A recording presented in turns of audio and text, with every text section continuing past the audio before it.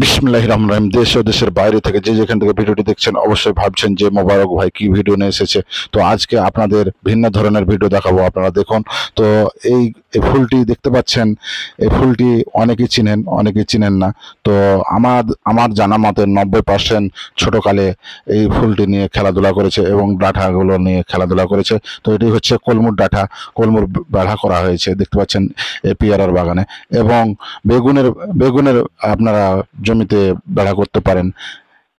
ছোটকালে এই ফুলটি নিয়ে কে কে খেলাধুলা করেছেন অবশ্যই কমেন্টের মাধ্যমে জানাবেন। আর অবশ্যই ভিডিওটি আপনাদের ভালো লাগবে। আমি রাস্তার পাশ দিয়ে যাচ্ছিলাম, তো রাস্তার পাশ দিয়ে অনেক সুন্দর ফুল দেখে আমি আর লোভ থামতে পারলাম না, যেটা কলবল করছে মিলন ভাইয়ের মতন। তো আমি মিলন ভাইয়ের মতন নেমে ভিডিওটি করতে লেগেছি। তো ফুলগুলা দেখে জি ভরে যাচ্ছে দেখতে পাচ্ছেন। তো অবশ্যই কমেন্টের মাধ্যমে জানাবেন যে এই ফুলগুলা নিয়ে আমি খেলেছি। তো আমার জানা মতে 90% মানুষ এই ফুলগুলা নিয়ে খেলেছে ছোটকালে। তো অবশ্যই আপনারা ভিডিওটি ভালো লাগলে অবশ্যই লাইক কমেন্ট শেয়ার করে দিবেন। আর দেশের দেশ দেশ দেশ ও দেশের বাইরে থেকে যে যেখানে ভিডিওটি দেখছেন অবশ্যই ভাবছেন যে এই কলমুর গাছটি বিলুপ্তির পথে, তো অবশ্যই আপনারা এই কলমুর ডাঁটাটি অবশ্যই লাগিয়ে বৃদ্ধি করে এবং তার বেড়া না কিনে এবং বাঁশ না কিনে এটা বৃদ্ধি করে অবশ্যই বেড়া দিবেন।